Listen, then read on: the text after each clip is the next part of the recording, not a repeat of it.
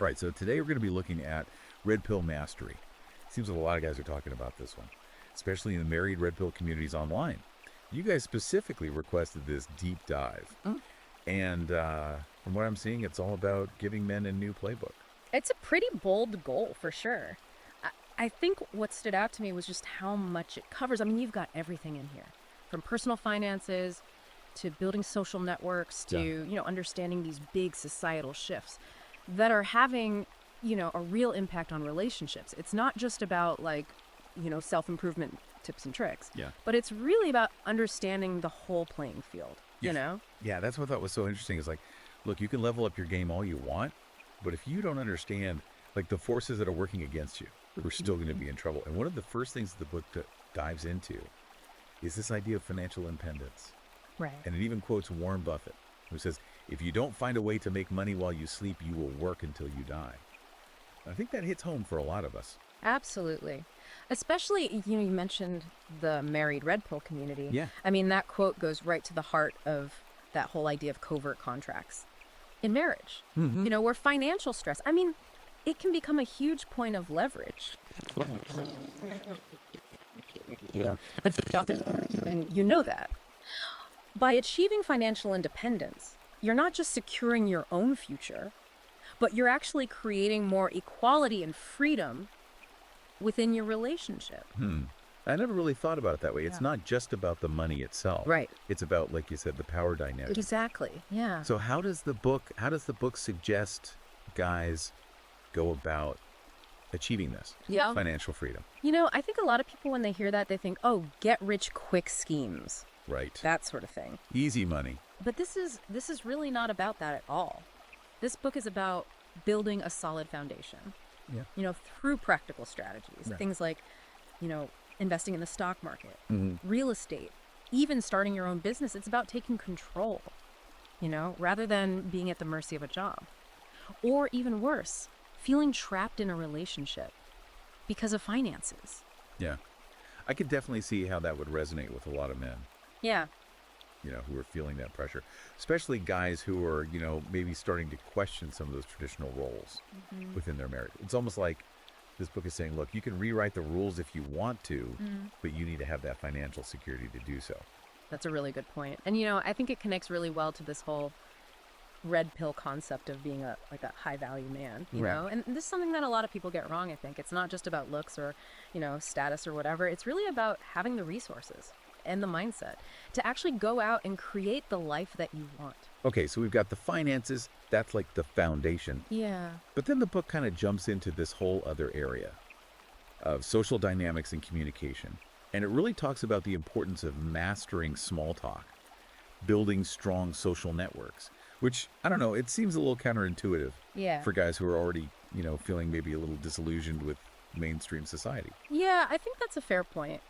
But here's where it gets interesting. The book's argument is that even if you're questioning the system, even if you disagree with it, you still have to be able to function within it. Right. And mastering communication, this is really like learning the language of power. It doesn't matter whether you agree with the current power structure or not. It's about being able to connect with people, build rapport, influence outcomes. So, even if you don't like the game, you still got to learn how to play it. So it's not about conforming. Right. It's about using those skills strategically. Exactly. To get what you want. Yeah.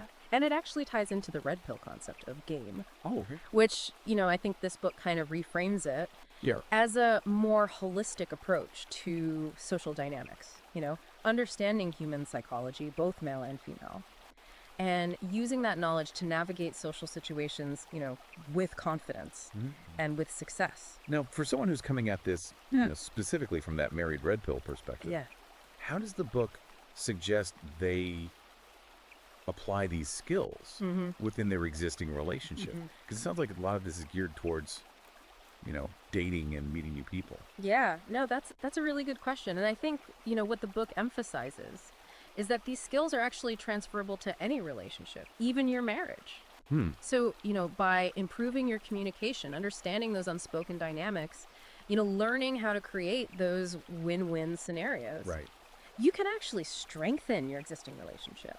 Even if you are kind of renegotiating the terms Yeah. of that covert contract. So it's not about throwing the whole relationship out. Right. It's about using these red pill strategies to maybe improve it. Exactly. Yeah, it's about becoming more aware of your own needs and desires, but also, understanding your partner's perspective at the same time. And, the book argues that through, open communication Okay. and strategic negotiation, you can actually create a much more fulfilling and equitable partnership, even, within the existing framework Yeah. of your marriage. Okay, so we've got this groundwork being laid Yeah.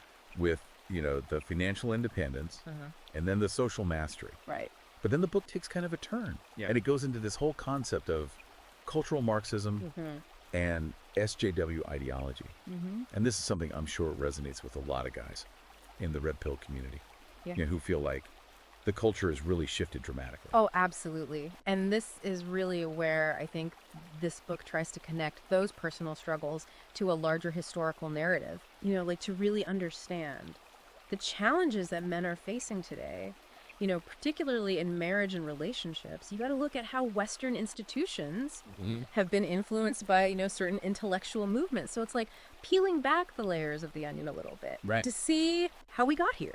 So it's not just about individual, self-improvement. Right. It's about understanding the broader cultural context. Exactly. Yeah. And, the book dives into all sorts of, intellectual history, exploring things like, the Frankfurt School, critical theory, Right. and how those ideas have kind of permeated academia, media, even the legal system. It's about recognizing those patterns, those narratives that we see all around us, Right. and then understanding how they might be impacting your own life and even, your own marriage. Yeah. And I could see how that would be empowering for guys who feel like they're kind of swimming upstream. Absolutely. All the Yeah. time. You're not crazy. There are real forces at play here that are, shaping the world around us. Right. And by understanding those forces, you can start to develop strategies Right. for navigating them, for protecting yourself, protecting your family, and even for pushing back against them. Okay. So that sounds great. Yeah. Like a very powerful idea.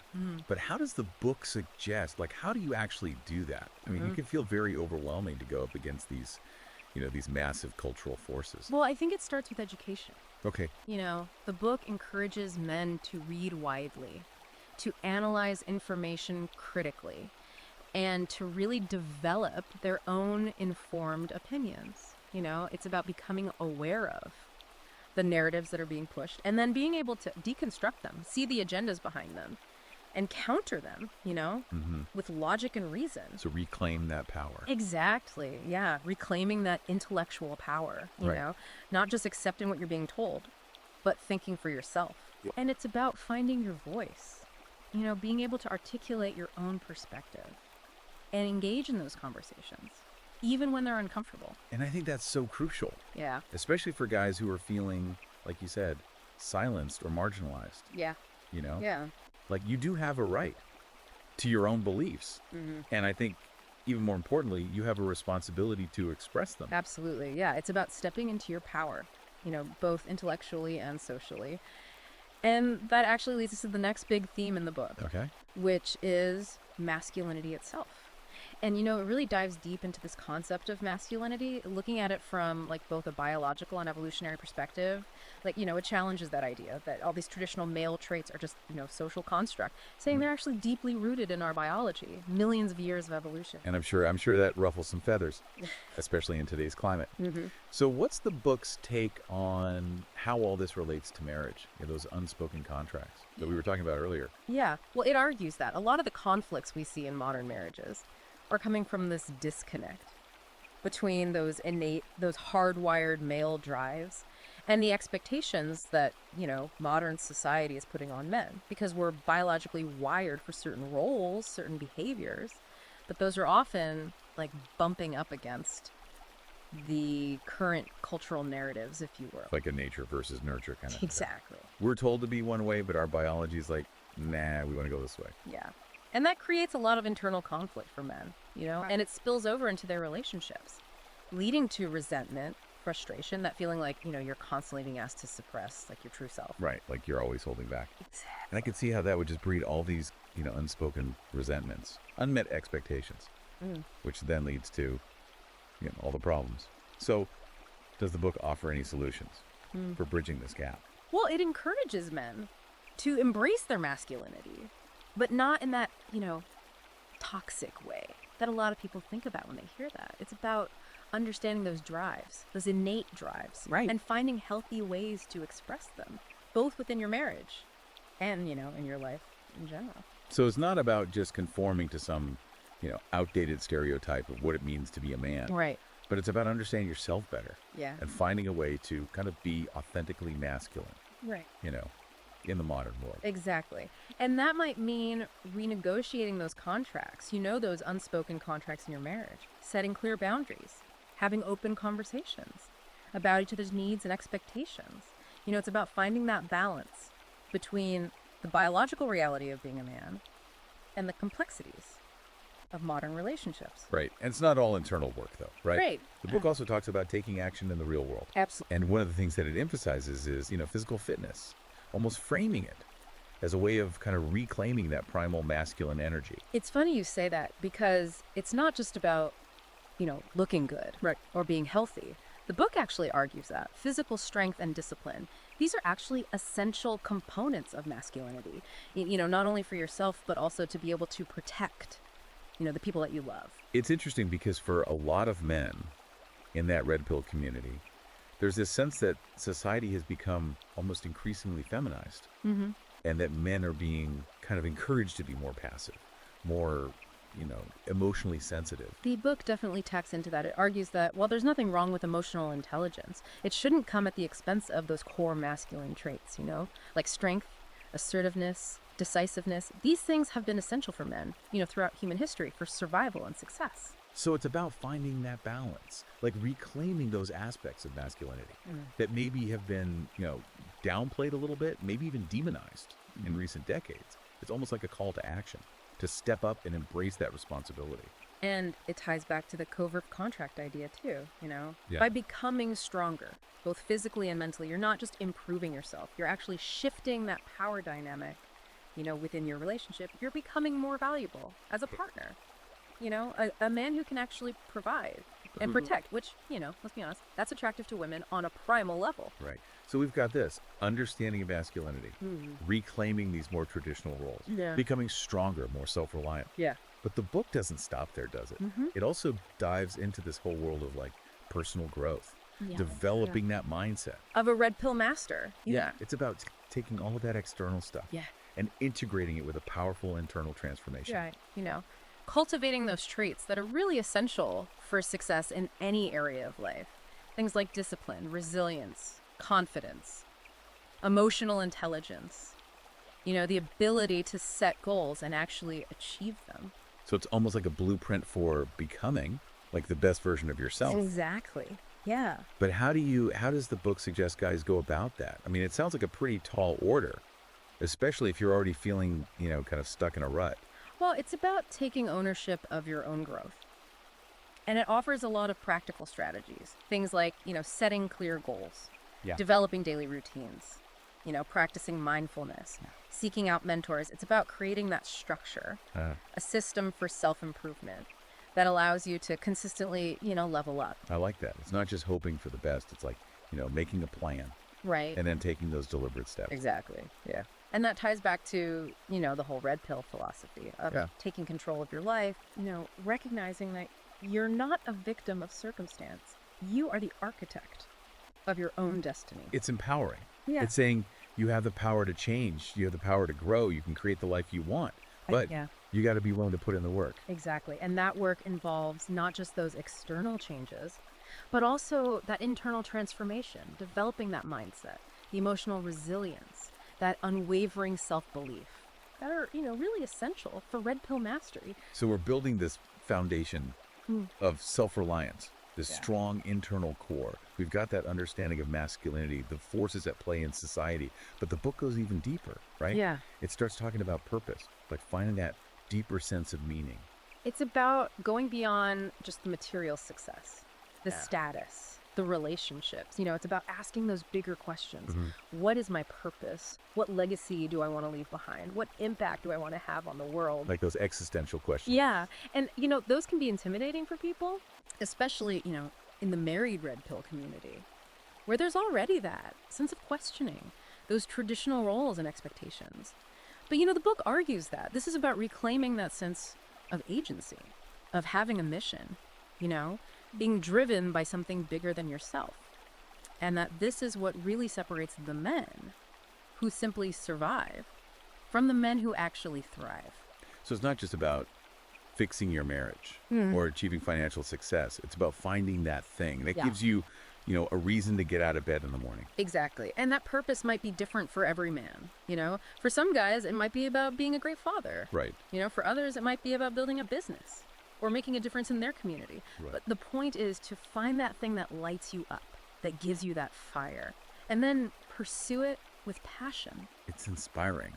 Even in a world that feels kind of chaotic and disillusioning, Yeah. you can still create your own meaning, leave your mark on the world.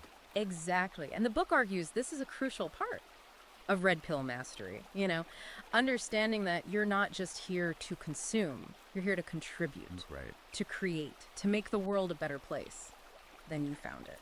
Okay, so we've got this foundation of strength, this drive for purpose, understanding of the world. But then the book comes back around to relationships, right? Yeah. And specifically those challenges that men are facing Yeah. in the modern dating landscape.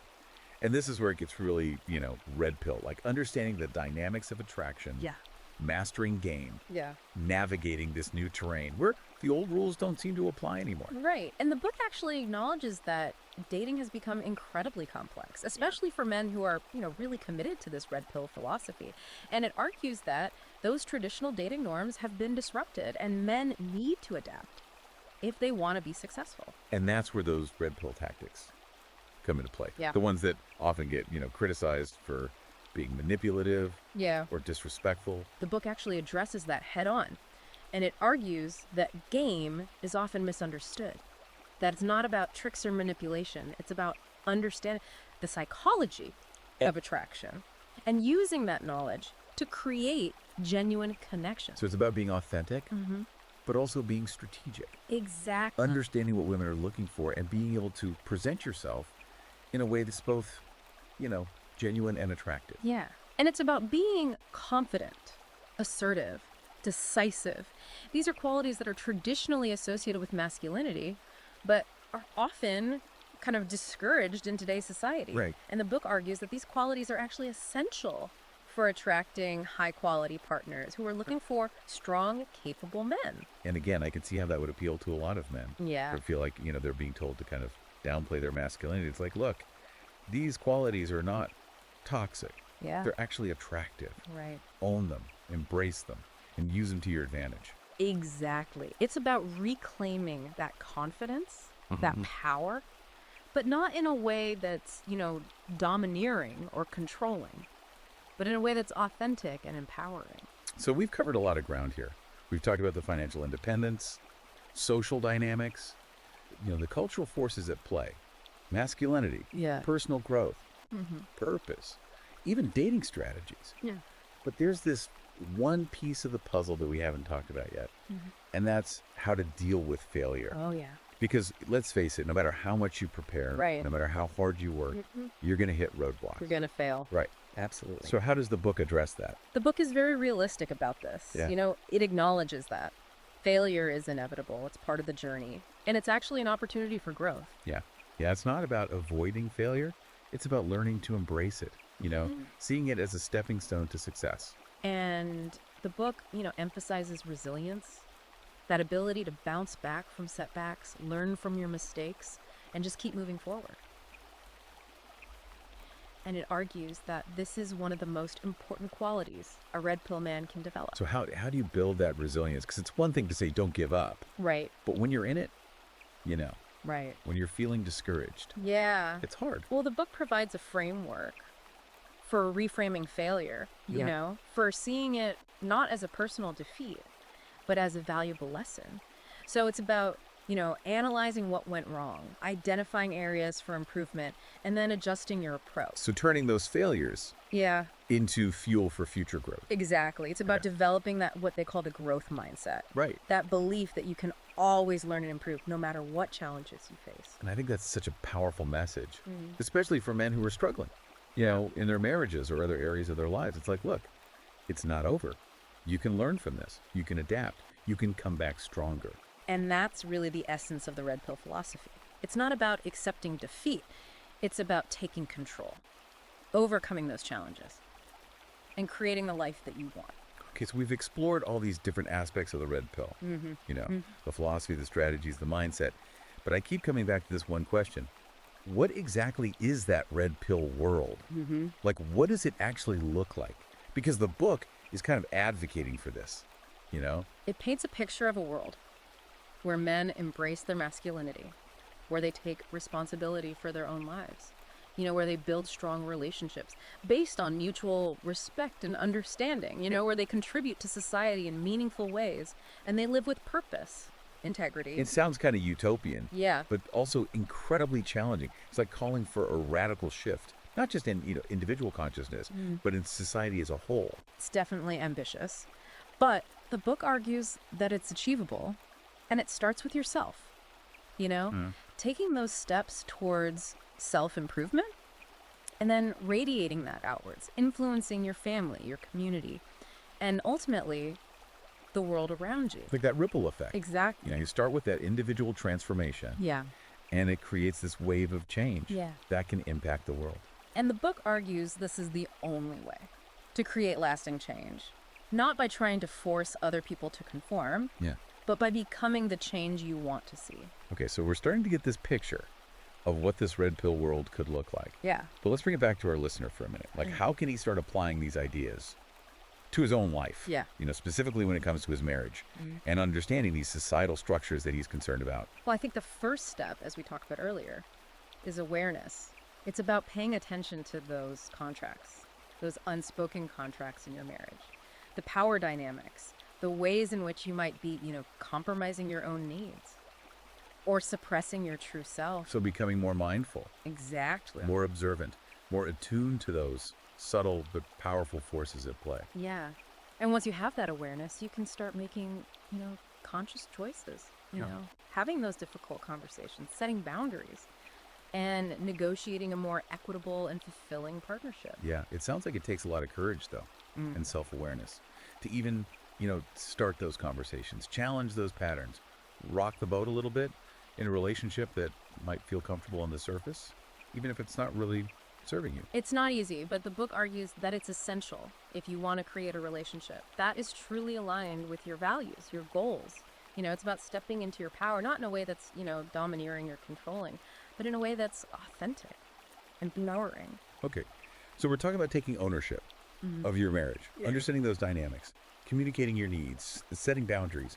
But what about those larger societal structures? Yeah. The ones that are impacting relationships, the ones that the book argues are influenced by, cultural Marxism and feminist ideology. Well, the book encourages men to become more informed about those ideologies, to understand their origins, their core arguments, their impact on society. It's about recognizing those narratives, being able to deconstruct them, and then counter them with logic and reason. So it's not just about kind of retreating into your own little world. Right. You got to engage with the wider culture. Yeah. Even if it feels hostile, even if it feels unwelcoming. It's about finding your voice, articulating your perspective, and being part of the conversation. And I think that's crucial, especially for men, who are feeling silenced or marginalized. Yeah. Like, you have a right to your own beliefs, and you have a responsibility to express them. Absolutely. And it's about finding those like-minded people, building those communities of support where you can share your experiences, learn from each other, and strengthen your resolve. The book talks a lot about, the importance of mentorship, of finding those men who've already walked the path Yeah. and can offer guidance and support. Where does it suggest guys go to find those mentors? Well, it encourages men to seek out red pill communities, both online and in person, where they can connect with men who share their values. To find your tribe. Exactly. Yeah, your brothers in arms. The book argues that this sense of community is essential for staying motivated, overcoming challenges, achieving, red pill mastery. It's like that saying, if you want to go fast, go alone. If you want to go far, go together. Precisely. And it's about recognizing that you're not alone in this journey. There are other men out there facing the same challenges, asking the same questions, seeking the same solutions. Okay.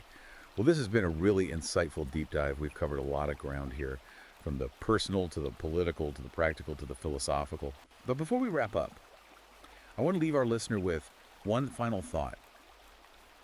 The book argues that this red pill journey is not for the faint of heart.